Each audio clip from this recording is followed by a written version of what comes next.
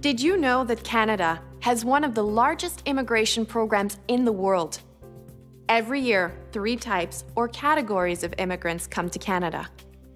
There are those we select for their skills and education to work in Canada and help build our economy. There are people who come to join their families. And there are people who need protection, like refugees fleeing torture or persecution in their home countries. That's who we accept as immigrants to Canada.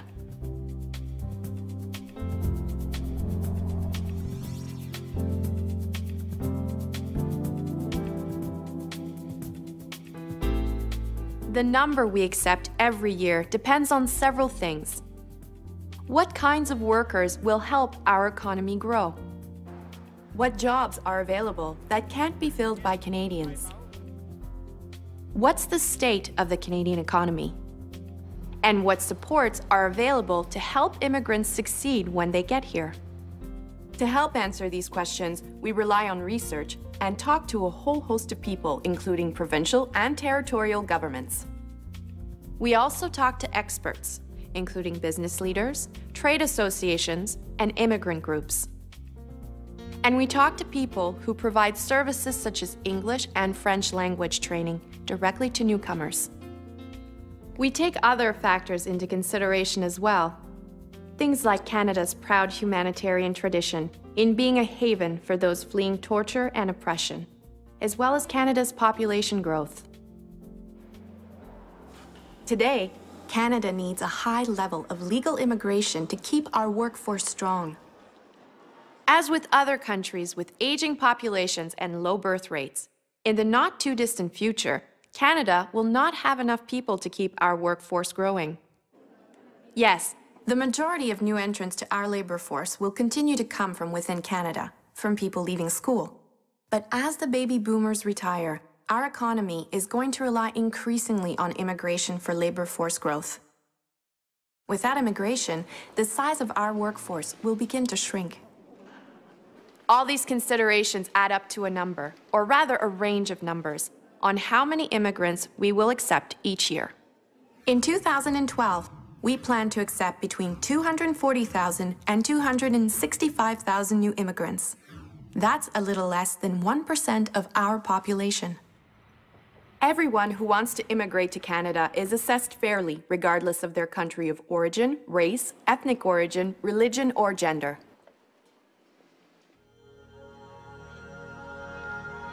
People who have committed serious crimes, or who belong to a terrorist organization, or who pose a serious health threat are obviously not allowed into Canada.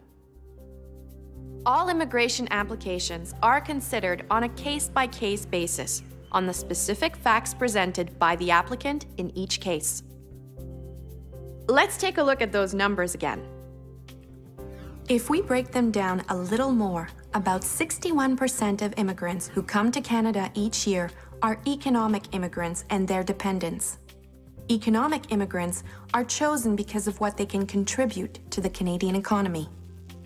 They include provincial nominees, people nominated by the provinces and territories to meet their specific economic and labor market needs.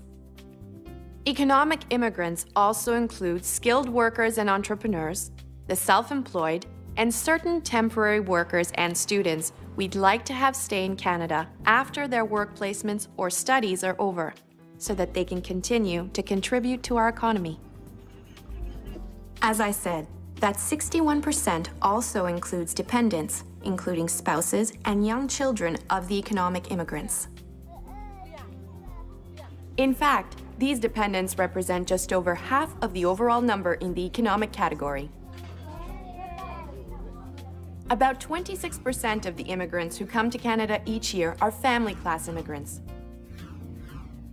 These are spouses and partners of people already living in Canada, or children, or parents, or even grandparents. Most countries don't have a family class program. Ours is one of the most generous in the world. Because our family class program is so popular, there is a large and growing number of parents and grandparents who have come to Canada, or who are waiting in the queue for their applications to be considered. And about 13% of immigrants come to Canada each year for humanitarian or related reasons. A good number of those are refugees who come under the auspices of the United Nations. In fact, of all the refugees resettled through the UN, Canada takes 1 in every 10. Among developed countries, Canada welcomes more refugees each year than any other country in the world except the United States.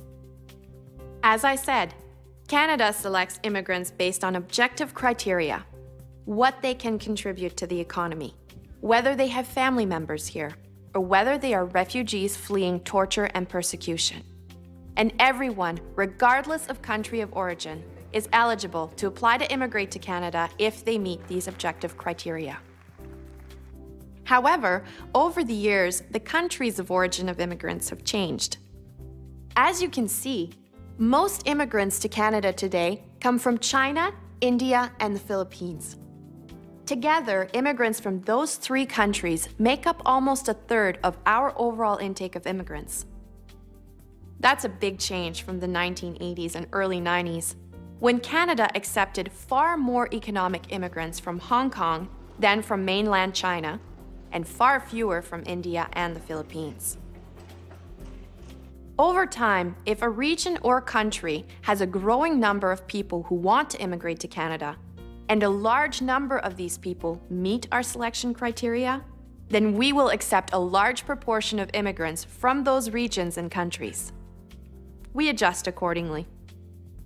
Improvements to our program can also have an effect on where immigrants come from. For instance, when Parliament adopted a new Immigration Act in 2002 to put more emphasis on English or French language abilities for the selection of economic immigrants, there was a decline in the number of immigrants from China and an increase in immigrants from European countries and French-speaking North Africa. We expect that as criteria and programs evolve in the future, so too will source regions and countries. Recently, Parliament adopted new refugee reform legislation. As a result of these measures, Canada will increase the number of refugees resettled from overseas by 20%. This will increase the relative proportion of immigrants Canada will welcome from countries that produce a large number of refugees. In the past, this has included Burma, Iraq, Iran, and Vietnam. The number of immigrants Canada welcomes each year doesn't include 3 groups. It doesn't include the tourists and visitors from abroad to whom we grant over 900,000 temporary resident visas and who only want to come to Canada for a short stay. Nor does it include the temporary foreign workers and students who come to Canada to fill short-term labor market needs or to study. It also does not include what some estimate to be around 80,000 to 120,000 illegal immigrants currently in Canada. They may have come as tourists or clandestinely and then never left the country. In order to ensure that our immigration system is fair to those who have immigrated to Canada the legal way, or may want to in the future, the Government of Canada will take every step to send illegal migrants back to their country of origin once they have exhausted their legal appeals. One more number. 85% of immigrants eventually become Canadian citizens. By becoming citizens, they become full members of our community, as do most of their kids. Our history becomes their history. Our past becomes their past. And our future becomes their future.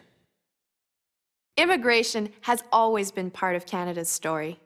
Canada's first Prime Minister, Sir John A. Macdonald, was himself an immigrant from Scotland.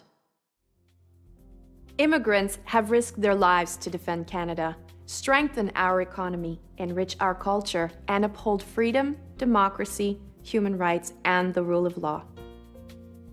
In Canada, if you work hard and play by the rules, you'll succeed.